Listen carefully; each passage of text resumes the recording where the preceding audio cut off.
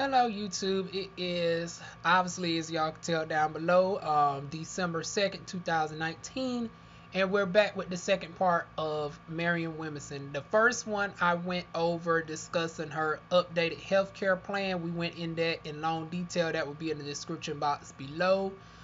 This one we're going to go up on the update of her foreign policy, which once again she knocks it out the ballpark. She is undeniably the best candidate that is running in regards to these issues. I am not just a Marianne Williamson supporter just on behalf of reparations, because a lot of people, when they see somebody black, talk highly of Marianne Williamson, it's easy to think that, oh, it's just reparations, that's it. But she really hits the ballpark on so many myriad issues in addition to reparations, where it's just deplorable that she's not on the debate stage. Because like I said, in regards to healthcare, I showed y'all how she easily outdoes Bernie Sanders and Elizabeth Warren on healthcare, and now we about to show why she's the best in regards to foreign policy, next to Tulsi Gabbard. Because Tulsi Gabbard, I'm doing the series on her, and I was gonna do the second part today to record it, but I got caught up in so many recent news in regards to my city, and that's why my voice is a little bit hoarse, because y'all about to see that video probably first of me going off on the latest news that I found out in Fayetteville. So y'all about to get some local news first before this video, in addition to the fact that I had to go off on Lonnie Love, honey. So look out for those videos. But on to the politic talk videos. So 2 minutes in, let's go ahead and get into it with Marianne Williamson. Let me get me a little drink real quick.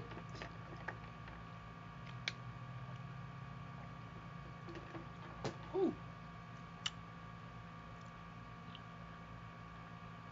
So we're going to go through everything, and then I'm going to break it down how her policies stand up on foreign policy compared to her counterparts. For the exception of Tulsi Gabbard, I'm going to do a special video comparing Marianne Williamson's foreign policy to Tulsi Gabbard, because both of them I think are in the top category when it comes to this. So it'll be interesting to see who weighs out better on this. So foreign policy, China and human rights. China is aggressively engaging in theft, practicing commercial espionage, and ignoring intellectual property rights, as well as trampling on human rights and democracy in their drive to dominate global markets. The U.S. must maintain a strong position regarding China with regard to economics, politics, and human rights. China's treatment of the Uyghurs and of Hong Kong reflect their aggressive drive for domination and their disdain for human rights and democracy. The United States needs to stand up for the human rights and call out the gross violation of human rights committed by China. China treatment of the Uyghur minority is inexcusable. I call on China to close the Uyghur internment camps and allow the estimated 1 million people detained based on their religious and ethnic identity to be released to their homes and reunited with their families. The United States should also speak out against the authoritarian push for greater control in Hong Kong, where thousands of people are demonstrating for their demographic rights. I support the call for an independent inquiry into China's law enforcement practicing towards the demonstrators. Additionally, the U.S. has the power to prevent China from buying strategically important companies, which we have done through the Committee on Foreign Investments in the U.S. CFIUS. We should exercise this power to move more vigorously as we defend our economic interests and human rights for all. Now, to my Trump supporters, for whatever reason that likes to hate on me, hate on me, hate on me, hate on me, hate on me. Honey, put this down, one for the history books, because I actually got a compliment for Donald Trump. I know hell's frozen over. It is getting a little bit chilly here in North Carolina. But go ahead, Trump supporters. I'm about to give y'all Agent Orange a compliment. I will give Donald Trump this. Donald Trump has been very straightforward in trying to put tariffs on China to, you know, push back against the gross manipulation of their currency that they like to do against the US dollar. Also, the Howie phone, which has shown to be spying on people in America and now in Africa.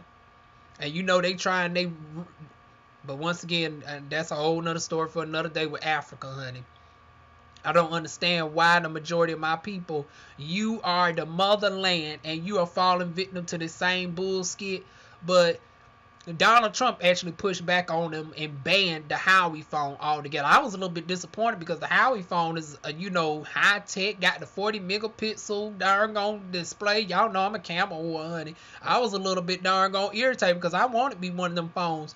But after learning the atrocities that's going on with them phones, I can't blame Donald Trump.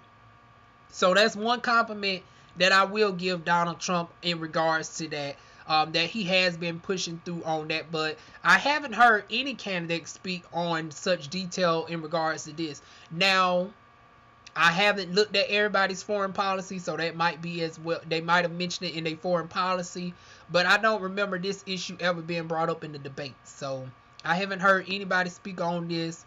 Looking through Tulsi Gabbard's platform, I see that she has a section on China along with Andrew Yang. But everybody else, I got to look into it to see how they stack up. But I haven't heard Elizabeth Warren really mention China, Bernie Sanders, nor Biden as well. I've really heard Andrew Yang speak on it a little bit in his policies.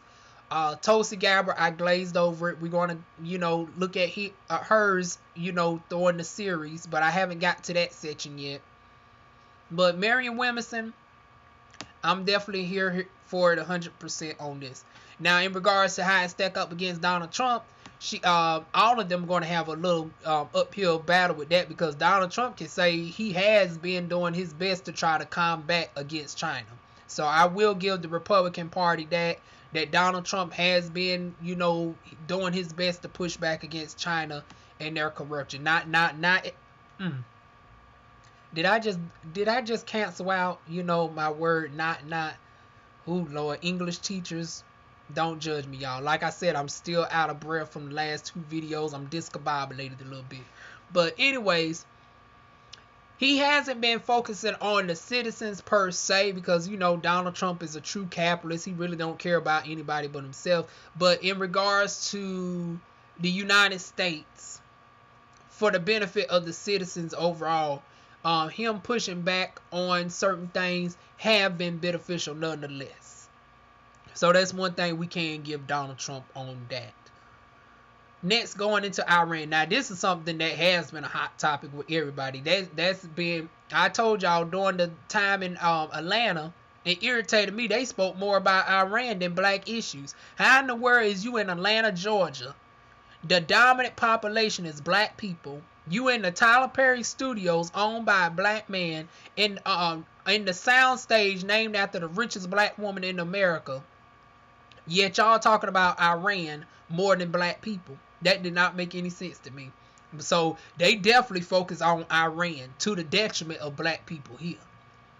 But Marianne Williamson is the exception because she has been more consistent on, you know, focusing on everybody equally. And that's why another reason why I separate her from everybody else. Because while everybody else was in Atlanta talking about the Iran nuclear deal and all of that, Marianne Williamson would have been able to also speak on reparations in addition to bringing up Iran. Like I said, the best candidate that's running, you can't tell me nothing different at this time. I will rejoin the 2015 Joint Comprehensive Plan of Action, JPOA, a historical achievement in multilineal democracy. Diplomacy, Lord. Like I said, y'all, my words are messed up today.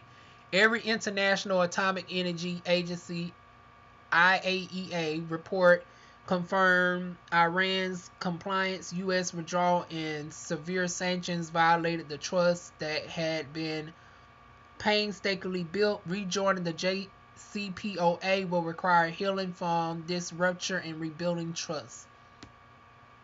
After the deal, Iranian moderates gained popularity and fundamentalists lost power. The people elected President Rouhani to restore the economy and improve relationships with the West. Foreign Minister Zarif, who led negotiations, had a good relationship with then Secretary Kerry. Okay, a name that I know I finally got right. This deal was intended as a first step towards improving relationships. The Supreme Leader and hardliners opposed the U.S. deal. Withdrawal increases their popularity and justifies their mistrust of the U.S. Our sanctions are harming the Iranian people. U.S. propaganda, exaggerators, threats, and falsely claims the deal let Iran get nuclear weapons within 10 years. Disregards the likelihood of change dynamics and improved relationships. Iran is a potential ally against Sunni extremists with many common interests to build upon. Over half of Iranians' graduate students are women. About 60% of people are under 30. Many of them want normal relations with the rest. Iran is a political football. The UAE and Saudi Arabia do not want the U.S. to improve relations with Iran and would like to provoke a war. We must not be drawn into war by those who want us to fight Iranians for them. I would increase diplomacy, decrease tensions, and transform relations to create a context to address human rights and other issues. Sanctions relief would support travel, entrepreneurship, and normalize of relations. And we spoke about this with Marianne Williamson with the first video I did with her. She has a whole section on peace building, because we give to the tune of $500 billion a year towards funding wars, but we have less than $4 trillion towards actual peace building and preventing the wars from possibly happening in the first place. And that what also separates her from every other candidate. She also focuses in on trying to prevent problems from occurring in the first place, from preventing, health ailments instead of just funding it. And in addition to, the army, prevent us from trying to get into wars in the first place. So once again,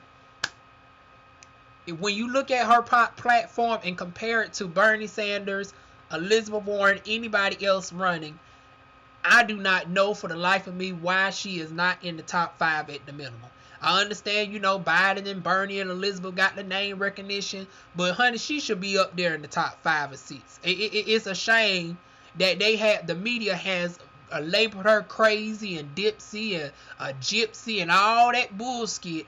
But when you look at her platform, she makes the most sense out of any candidate that's running.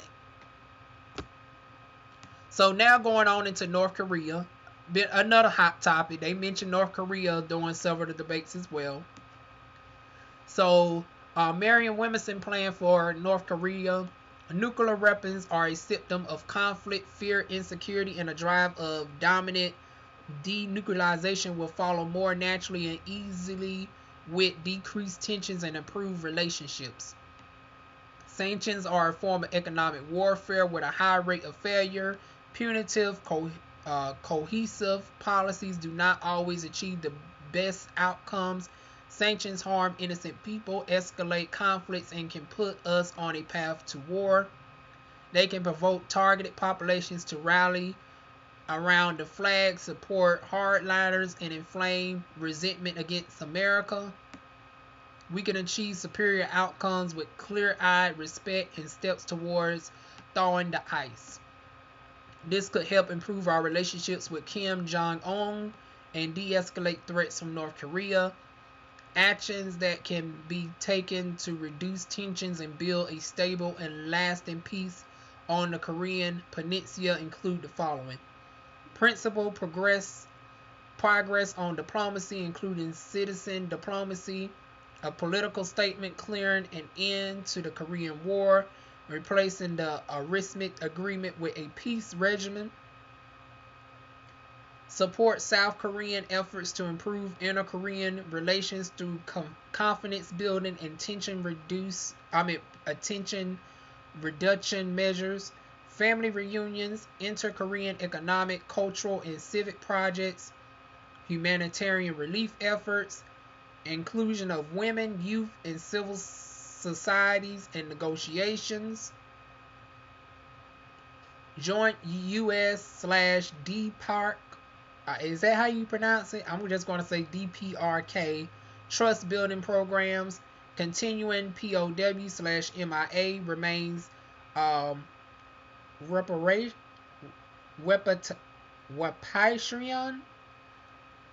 Like I said, y'all, I'm not the best when it comes to the vernacular, honey.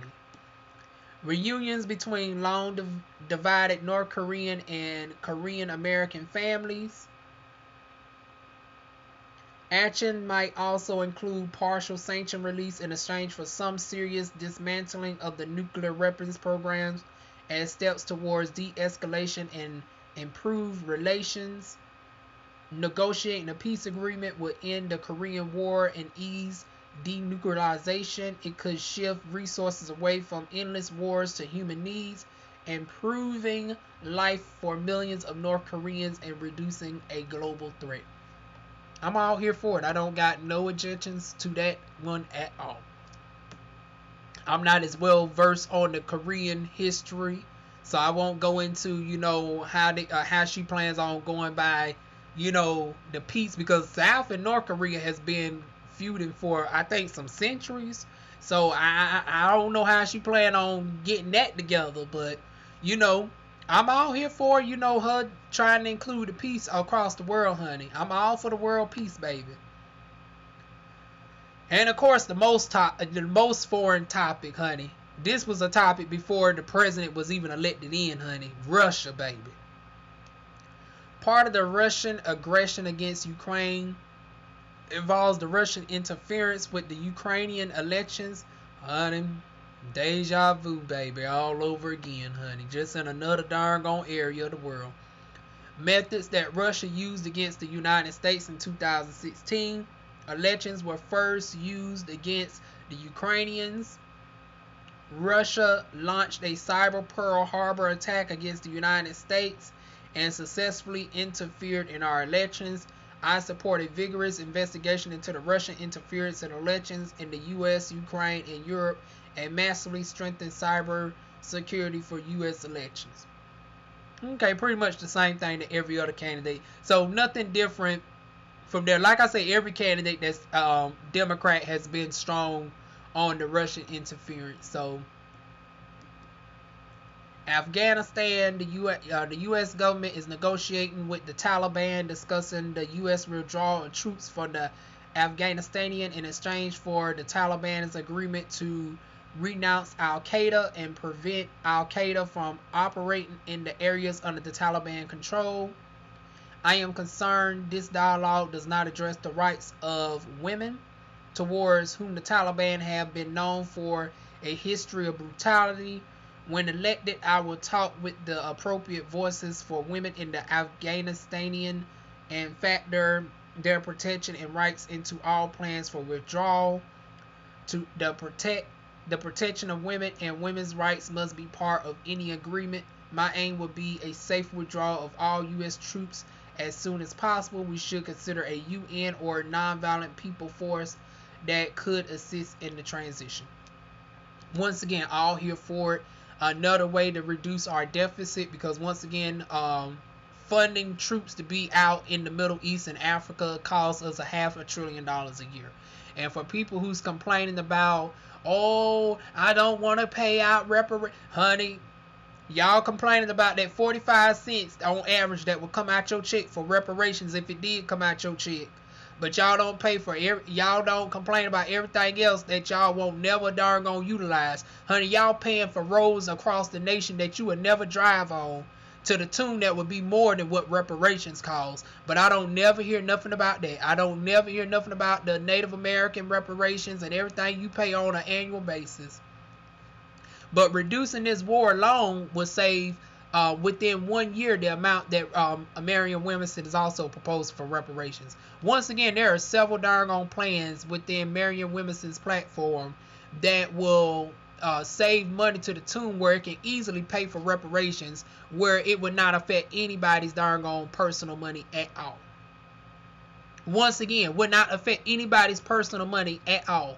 For reducing our war deficit over time, that can pay for reparations. For getting rid of the $2 trillion tax debt I mean the tax exemptions on the rich, that will pay for the darn on reparations right there.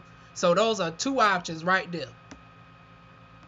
But going into Yemen, also another hot topic that I've heard everybody speak upon. The United States need to take a much stronger position with regard to in regards to Saudi Arabia. The Saudi-led genocidal war in Yemen is being fought with the U.S. support. U.S. Air Force pilots are reportedly providing in-air refueling so Saudi and UAE warplanes can bomb Yemen, and U.S. Special Forces are fighting alongside Saudi troops in what the New York Times called a continuing escalation of America's secret wars. We must stop the U.S. involvement in the wars in Yemen, as Congress has voted to do. The Constitution gives the power of declaring war to Congress, and we must respect the authority of Congress in this regard. We should reject all arms sales to Saudi Arabia and the UAE. Okay, I agree with that. We should press for an independent criminal investigation into the killing of journalist Jamal Khashoggi, including any role that Saudi Crown Prince Mohammed bin Salman may have played in his death, as called for by the UN expert on extrajudiciary killings. Agnes Calamard, after her 5-month investigation, revealed the operation was carefully planned and endorsed by high-level Saudis. American intelligence officials have concluded that the Crown Prince ordered the killing. Now, she might have a little bit of competition with Tulsi Gabbard, because Tulsi Gabbard not only is very strong on the foreign issues, but she also has served in the army for 16 years. So I think Marianne Williamson's biggest opponent, like I said, on foreign issues that can give her a run for her money is Tulsi Gabbard. But as far as anybody else, I think she's the most consistently on point on, de-escalating tactics compared to any other candidate that's running.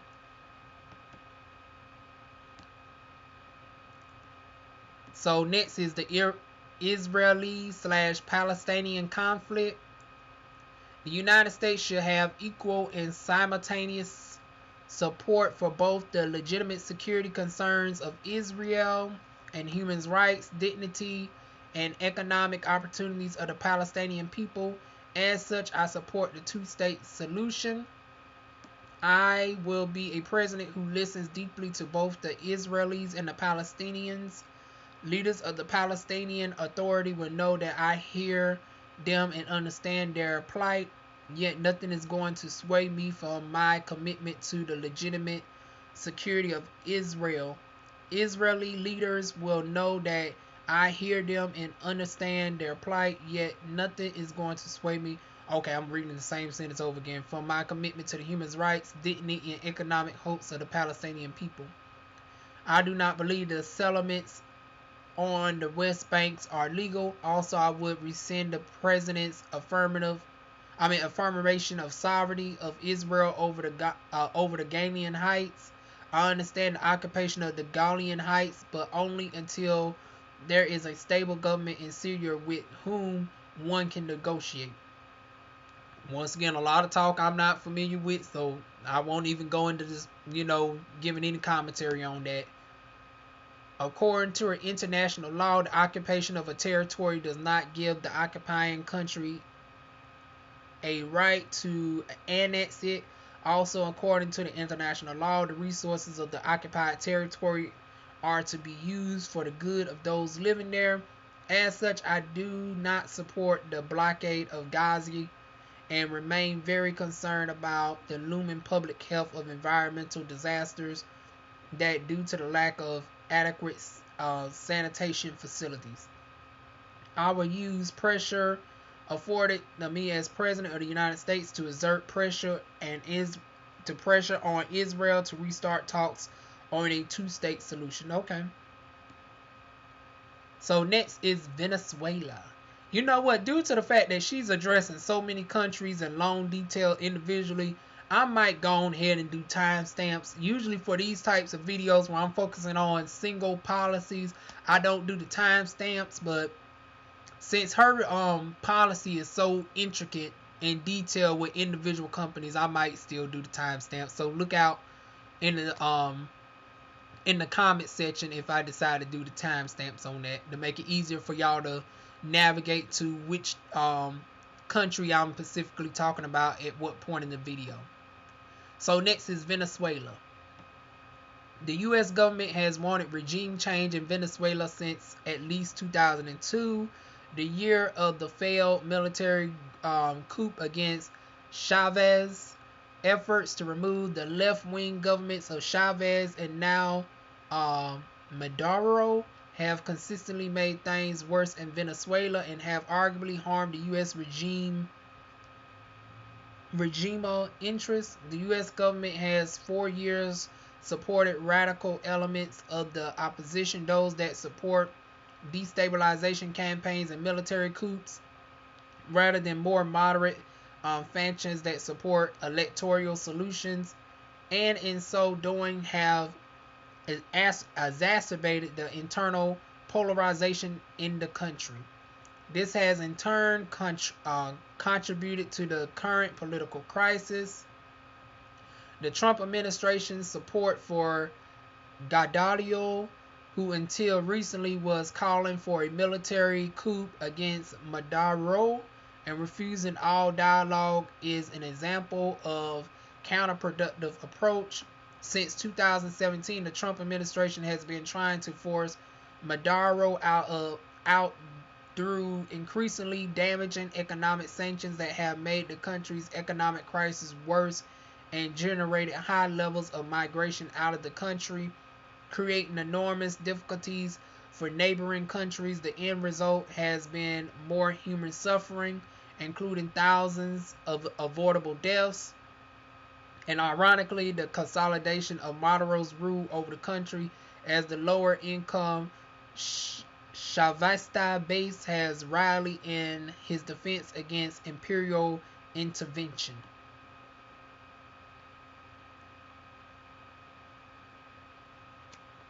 I had to pause a moment for this last couple paragraphs, y'all. If the U.S. really wants to see a peaceful political transition into Venezuela, it needs to help create the conditions for effective dialogue, which means supporting moderate factions on both sides that seek a peaceful transition. The U.S. should support existing efforts to promote dialogue, in particular those being led at the moment with some success by the Norwegian government. The historical record shows that when the U.S. government engages in aggressive intervention to remove a leader that it dislikes, its efforts generally backfire or lead to unforeseen political and social developments that are not easy to resolve. The best policies in Venezuela and most places is to support efforts that allow the country's citizens to decide on their political future, even if it's not exactly the sort of future that the U.S. favors. I'm a little 50-50 on that. Once again, I can see Donald Trump's side of this. Once again, yes, my name is Lawan, honey. I have not been replaced by a clone. I am not a Russian bot. I know some of y'all looking like, okay, now where's the real Lawan, honey? You done favored Donald Trump 2 times in this video. On the Venezuela issue, I'm a little bit split down the middle, because Venezuela is dealing with such a crisis that the American people cannot properly voice to get rid of the cartels and stuff in their area, to the point where I do feel like there should be some sort of force taken with American troops to help even the playing field out. Now, we can do that in such a way where innocent bystanders are not killed. I'm not for recklessly going in the country and destabilizing it worse, because that now we got Venezuelans coming here in droves seeking asylum because you done fucked up the country. So I think it's a good middle ground on that, where America, just like y'all doing over there with y'all saying Syria and stuff, trying to, police the peace. And policing the peace should not be indefinitely, first of all, but it should be temporary, to try to even the playing field where democracy is achieved in other countries. So my thing is with Venezuela, there should be some it should be a little bit of hostile force into Venezuela, but not at the expense of innocent Venezuelans, if that makes sense. Is that what you call a person from Venezuela, Venezuelans? Y'all correct me down below, especially to my Hispanic people that watch me. But yeah, I'm 50-50 on this.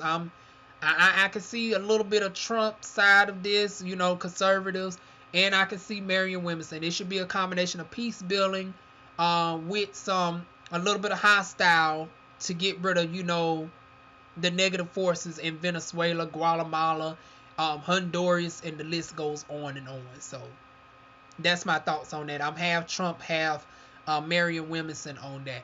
Honey, I know y'all wasn't expecting that, honey. I know the darn gone Trump 2020 gang is going to be looking real favorable down in the comment section. Usually they be cussing the girl out. They might darn gonna get off my neck for once today, baby.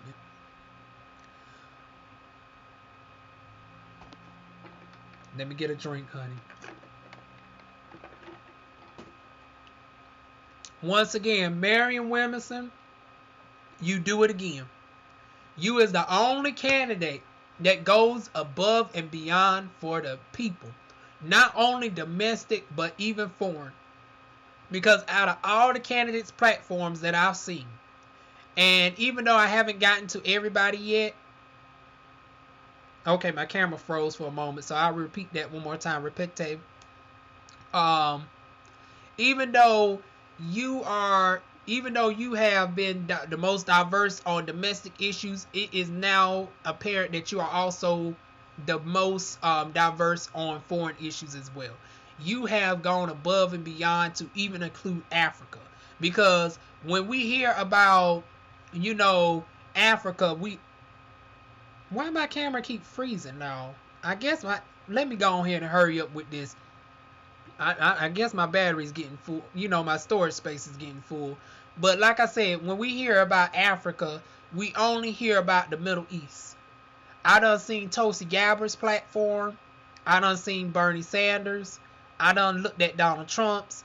I looked at nearly everybody major that's running within the top 6 candidates. I haven't looked at Amy Klobuchar yet, nor the other 15 people running. But the top 6 people, including the 2 Republicans going up against Donald Trump, if they still run, I have to get an update on them. Nobody else has mentioned Africa in regards to the other countries like Marianne Williamson. So let's get into it. We are wrong to ignore Africa. So Marianne Williamson gets it right on out the way and says right off the bat that Africa has been ignored. Because once again, when we mention the continent of Africa, we're only mentioning the countries. We only mention like the Middle Eastern ones close to Asia, Yemen, Iran, Saudi Arabia. We don't never mention the Congo or none of the countries like that. But Marianne Williamson is a breath of fresh air. She, oh my goodness, like I said, the best candidate that's truly running. As it is the continent with the fastest growing population. In a generation, Nigeria may have a larger population than the U.S. While some African countries manage their economies well, others have poor economies and risk becoming failed states. Failing states can become grounds for terrorist groups such as Boko Haram in northern Nigeria for epidemics, as we see with the Ebola virus in the eastern Congo. Now, no, this affects me personally as a person who is dominantly of Congo descent. Or sources of refugees seeking political asylum. Ignoring Africa means ignoring real risk to our security. Once again, the only candidate that has mentioned it, and I think Marianne Williamson, because I don't remember seeing this the first time on her platform. Like I said, she updated this. I see you, Marianne Williamson. See, she's also taking notes by actually looking at people like my videos and updating her policies accordingly. Nobody else, for the most part, has been doing that. Because, like I said, Africa has been ignored as well. Because I mentioned, and I got the videos to prove it, that how come nobody is talking about the slave trade in Libya? How come nobody ever mentions the Congo? How come I hear Spanish being spoken on the Democratic debate stage, but I don't hear no Nigerian? I don't hear any Kiswahili. I don't hear any Amharic, although, you know, East Africa is one of the very few countries that did not become colonized, so they're not dealing with any economic issues like the rest of West Africa, etc. But still, I don't hear none of those languages being catered to. Even when y'all was down in Houston, Texas, darn Texas has a huge Nigerian population. Yet I didn't hear Nigerian folks get mentioned out one time. Like I said, Marianne Williamson, you can't help but applaud her, because she is truly a breath of fresh air, from bringing up the Ebola virus. And I'm sure once she becomes aware of the doctor who has allegedly found the cure over 90%, allegedly, once again, I don't want you two flagging me, but a doctor has proclaimed to come up with a cure for Ebola. 90% of people have shown to have been rid of Ebola through this darn vaccine. So we might need to be looking out for this doctor to make sure he don't disappear anywhere under Marianne Williamson presidency. I can see that not only would that doctor be well protected, but we will accurately, make sure he is well funded to make sure the alleged cure for Ebola is spread all across the land. This is why we need people like Marianne Williamson in office, as opposed to the people who are just proposing ways to treat the problem. Oh, let's just go out and just give them more needles and stuff like that. Let's just leave it up to the Bill Gates and stuff. I got a whole nother video on Bill Gates, honey, but another video for another day. But this doctor that I seen on the Dr. Mummy show actually shown to actually have a legitimate cure, allegedly, for Ebola. And I predict under Marianne Williamson's presidency, we could see that alleged cure spread across the land and become more readily available. And thus it would decrease the amount of aid that is needed in those countries to try to fund vaccinations such as that. And thus that's more money retained in America. Once again, if we fund these cures that have been proven to actually, treat people. Once again, we can't, I'm not a doctor, so I can't say beyond a shadow of a doubt, so I still have to legally say allegedly. But if it's shown signs to actually cure people, that means that is less amount of money that America has to fund countries, because Africa actually gets to the tune of, I think I looked up that Africa gets damn near $1 trillion a year. Matter of fact, I should have had that article source pulled up. But yeah, it's to the tune of nearly, I think, $750 billion a year America gives Africa aid. But that's really a scam, because really, if we leave Africa alone and allow them to get control of their own economy, they would actually be good. But we gonna keep our foots on Africa's necks and keep them destabilized, and we act like we're there for them by giving them a little bit of aid.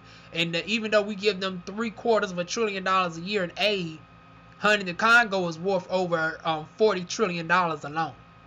Yeah, one of the poorest nations is worth over $40 trillion in resources that they cannot even access due to the economic destabilization that France, along with the U.S. and other countries, have put upon the Congo. And under a Marianne Williamson presidency, I can see the Congo finally becoming more economically stable, along with several other countries, thus reducing the aid that they have to receive. And once again, let me go ahead and Google search how much we give to Africa per year.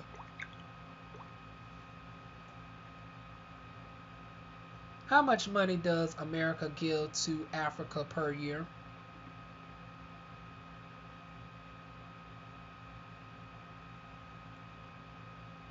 Okay, see, that's an open-ended question, see, because it gives me a list of countries, but I want to say it's $750 billion. And that's a huge fundamental savings right there if we can get Africa stable. So we can be saving hundreds of thousands, millions, tens of millions, hundreds of millions of people by getting them economically back to stability, by pushing ourselves out of Africa, along with assisting with getting France up out of there as well. But going on into the darn statement. See, I done went on a whole tangent, y'all. At the same time, growing Africa means opportunity we should not ignore. Anguilla has a president who is reversing decades of corruption. Algeria and Sudan are seeking peaceful transitions of power. And South Africa is struggling to reestablish economic growth and build opportunity for its people. In each case, the United States could have been involved in these positive developments, but was not. Once again, Marianne Williamson, you're right on for the money. Once again, just look at this video for some more tips on how we can get doggone Africa stable. Like I said, Congo alone has $40 trillion at the minimum of doggone resources. It's no reason in the world why the Congo should be among the poorest nations of people. If we help them become doggone economically stable, they won't need to have funding sent to them. Matter of fact, let me Google search how much we send to Congo specifically. How much money does the U.S. give Congo annually?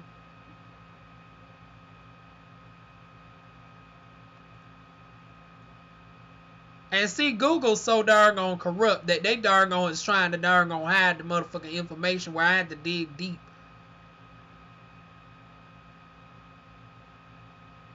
But I want to say they get like $500 billion. I mean $500 million per year.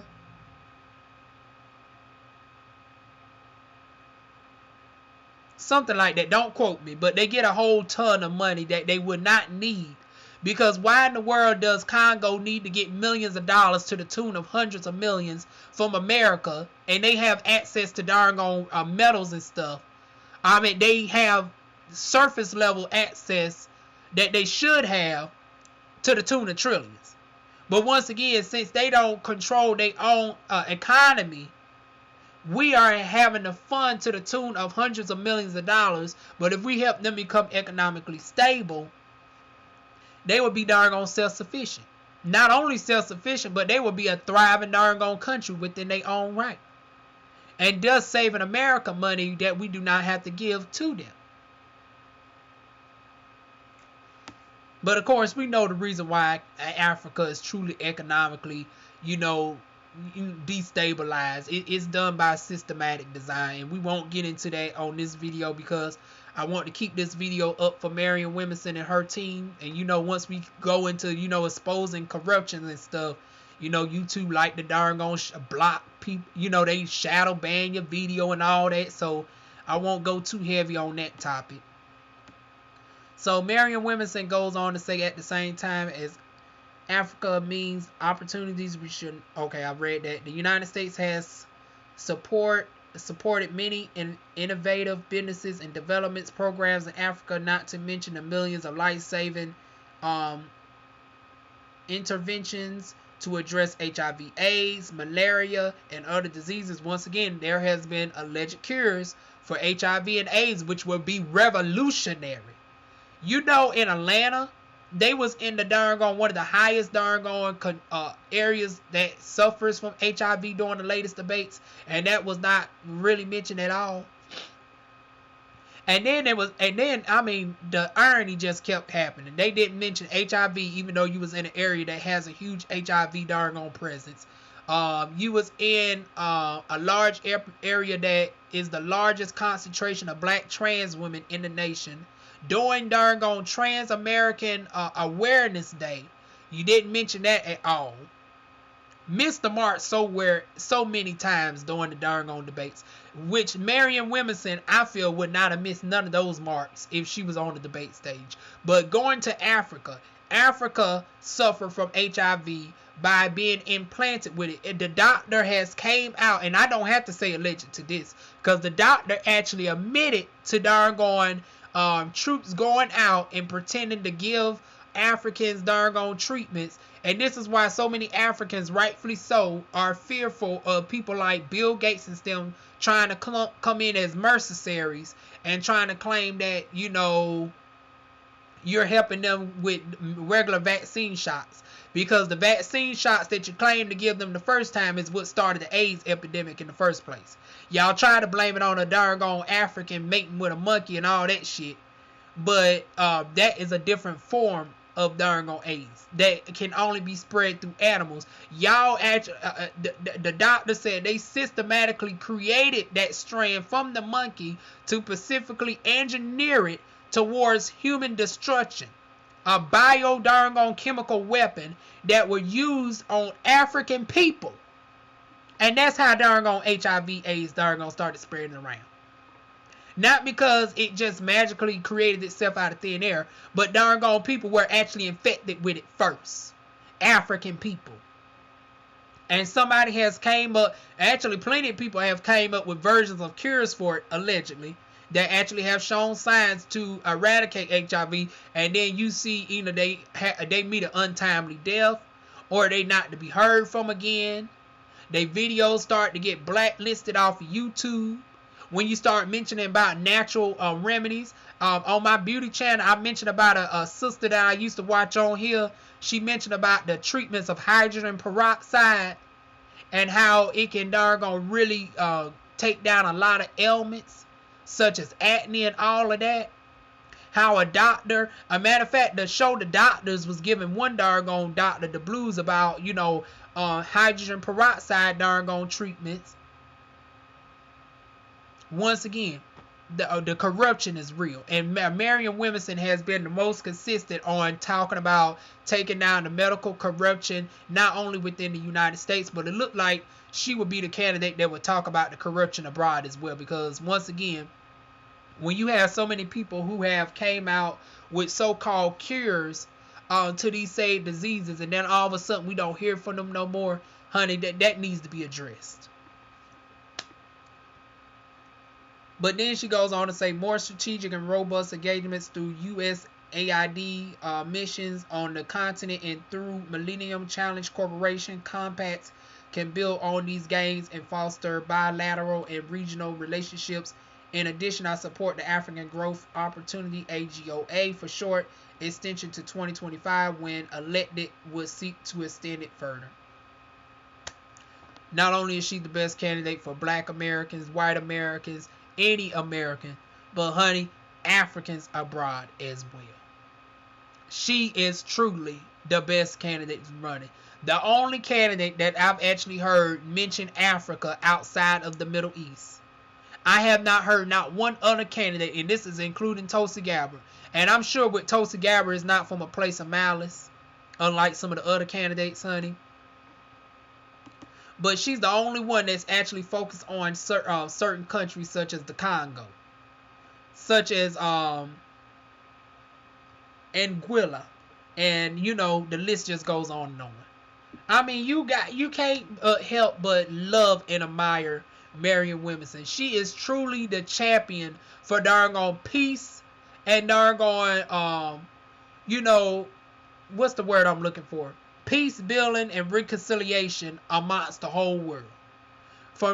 She's truly, the champion for world peace. That sounds hard to believe because we've been in perpetual wars for 18 years. But if there's ever been a candidate that's been running for president that will be the closest to developing potential world peace, hell, it would be Marianne Williamson based on her darn platform. And she's not just pulling stuff out of her behind. She's literally giving you detailed, ways of how she would go by doing these things. And you cannot help but admire it. And the fact that she gets annoyed time and time again, she is seen as cuckoo. She don't got a chance in hell. All this, that, and the third because of some doggone career politicians who are used to seeing. So they should be, she don't have a chance. I seen somebody giving me the blues talking about, we should just go for a doggone Bernie Sanders. A vote for Marianne Williamson is a vote against doggone Bernie Sanders. Honey, doggone Bernie can kick rocks. Bernie Sanders can kick motherfucking rocks. And this is my only disappointment with Marianne Williamson. It's because she truly doggone brown noses the Bernie Sanders so much at times to her detriment, where her policies are far stronger than Bernie. Y'all talking about a vote for Marion is a vote against darn gone Bernie. Honey, that shit should be vice versa. A vote for Bernie is a darn gone vote against Marianne Williamson. You should darn gone flip, zip, and reverse that darn gone talking point. Why in the world y'all going for darn gone Bernie when you got a candidate that goes far above and beyond? You got a candidate that talks about not only Medicare for all, but preventing you from getting the disease in the first place. You got a candidate that not only talks about Saudi Arabia and Yemen, but also focuses on the entire continent of Africa. So why would I settle for a candidate that's half-ass versus a candidate that's fully for the people? Why would I go for somebody half-ass versus somebody who is truly altruistic and has shown time and time again that she is coming from a place of sincerity and not darn gone condescension? Because when people ask you about reparations and you don't necessarily agree with it, you should darn gonna respectfully move on and say, well, this is why I don't support reparations. I believe that, we can help out black people this way, that day, the third. You don't kick people out of your darn gone rallies. You don't darn gonna get a copper attitude and talk about, oh, that's divisive. You darn gonna have an attitude just because somebody's mentioning something that you don't prefer? How dare you? And you talking about a vote for darn gone Bernie is a vote against, a vote for Marianne Williamson is a vote against Bernie. I'm flipping that narrative. A vote for Bernie is a vote against darn gone Marianne Williamson. So to all my Bernie Sanders supporters who got some actual common sense, honey, I would behoove y'all to actually, because I don't blame y'all personally, because darn gone Bernie has done a good job at flipping the narrative, acting like he's the darn gone only one that can propose these plans. But like I said, and I don't fully fault Bernie, but he's half-ass. And I don't want a candidate that's half-ass. I want somebody who's fully invested into not only for our American people, but abroad. So if you truly have that Bernie vision, like y'all say y'all do, I would definitely, it would behoove y'all to really take the time to look at Marianne Williamson's platform. Because half of y'all that's automatically writing her off has not even taken the time to even look at her platform. Which is why I decided to do these videos instead, because a lot of people don't like to just read through it itself. It's get boring. It's better for somebody to verbally, read it out to you in the form of YouTube. YouTube has become the most visually searched platform in the world. So instead of just going through Google and looking through articles and stuff, people actually prefer to actually listen to the videos. And I'm seeing that with the views and stuff. And that's why I decided to do this whole series, because people really do not take the time to really look at a person's platform, even people that you would not have thought about. So that's why I said, well, let me come out with a video content for it, so that way people can actually hear it. They can look at the timestamps if they want to skip over certain sections. They can go to the sections that they would like to hear, instead of having to go and navigate through the page and trying to find the information yourself. So I definitely behoove y'all to look at the videos all the way on Marianne Williamson. And when you compare it up against Bernie Sanders, y'all will be singing a different tune. Instead of saying a vote for Marianne is against Bernie, honey, a vote for Bernie should be against Marianne Williamson, baby. So this is why I am Team Marianne Williamson 2020. Now, she still got a little bit of uphill battle because Andrew Yang has actually borne favorable on me as well. And Elizabeth, I understand that we have to look at this with some common sense of who might more likely get the vote. But honey, I would definitely hope if it wasn't Marianne or Andrew, it would be Elizabeth. Hell, even Tulsi Gabbard, even though she don't look favorable. But those are my top four. And definitely not Bernie Sanders. But Marianne Williamson, she is truly the ideal candidate. She is truly the ideal candidate, and the only reason why she does not get the proper respect that she deserves is because of systematic design of them trying to block her out time and time and time again. It needs to be shown that the people actually control who darn gone gets the person in office. Not no merit, just because Bernie and you got to feel the burn and all the hashtags and stuff, just because he got the most likable perceived presence on Twitter, doesn't mean that he should be the only choice. Especially when you have candidates like here that darn gone, you match the policies up Honey, Bernie can't touch doggone Marianne Williamson with a 10-foot pole, honey. His policies don't come nowhere near as close and extensive as Marianne Williamson. So once again, to the Bernie Sanders supporters, I would definitely behoove you to look at Marianne Williamson. Hell, she's so well-rounded, honey, even Trump supporters can have some admiration for her. Because with my videos, I don't think they really go off on darn when they say Trump 2020 be trolling, I don't think they ever had any darn critiques against Marianne Williamson. Now, when I do anybody else, such as Elizabeth Warren, Tulsi Gabbard, then I start to see the complaints. But even with Trump supporters, I don't think I've even had one Trump supporter really bring out any negative critiques against Marianne Williamson. But they definitely will with Bernie Sanders, though. So that is it, y'all. Oh, wait a minute. We got one more. My bad. We got trade agreements. And of course, y'all, my nose is running again, y'all. I'm so sick of this darn weather. When trade agreements are, just in case y'all don't know, I'm in North Carolina. We have bipolar behind weather.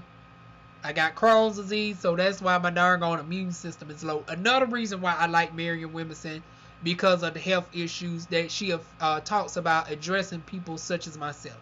Instead of darn making it affordable, she makes it not only affordable, but tries to come out with measures that will prevent people from having these elements in the first place. Once again, Bernie Sanders camp, y'all really need to look at Marianne Williamson. Instead of talking about Marianne Williamson, people need to look at the Bernie camp, honey. But going into the final chapter, trade agreements.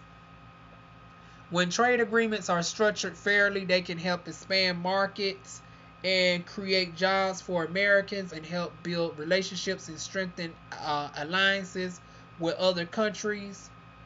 Trade can increase the levels of prosperity around the globe, including in developing countries, when people in developing countries have more means to provide for their families.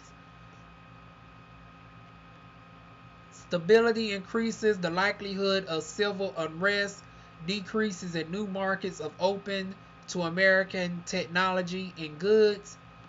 But trade agreements must be fair with strong protections for workers, communities, and the environment. Trade agreements must make sense in terms of workers' rights, indigenous people rights, environmental protections, women's rights, and more. Even the World Trade Organization recognizes that trade agreements in the modern era must take into account more than the bottom line. I oppose trade agreements that lack sufficient protections for labor and the environment, such as Trans-Pacific Partnership.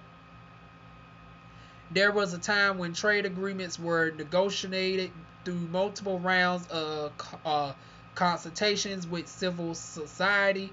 As president, I would call for increased consultations with civil society, including unions, when negotiating large-scale trade agreements. Trade wars and tit-for-tat terror battles are backfiring. They are short-sighted and come from an energy of resentment and fear. Let us instead design and align our trade policies with the goals of creating prosperous and sustainable communities. In the way we can achieve greater prosperity, a more just society, and a healthier ecosystem to sustain life. And that is it on Marianne Williamson's foreign policy. So a whole hour long. So the fact that this video took a whole hour long to break down just on one policy video alone shows that she's not half behind on this issue. And she goes into extensive detail to break everything down in categories, which I have not seen from people like Kamala Harris, Cory Booker. Bernie Sanders, I haven't got to his platform yet, but I will. And Tulsi Gabbard, she has broken down her stuff in details in regards to North Korea, Iran, Hawaii, and several other places, but Africa was not mentioned at all. So once again, I like Tulsi's platform as well in regards to foreign you know, foreign affairs. Is that the word I'm looking for? Foreign policy. However, Marianne Williamson even got her beat in my opinion. But it comes close with Tulsi though. I would say 46% Tulsi, 54% Marianne Williamson. But everybody else, honey, darn gone, Marianne Williamson got them beat in the dust by a landslide. So that is it, y'all. Feel free to like, comment, share, subscribe. And I will see y'all soon with more videos. Mwah.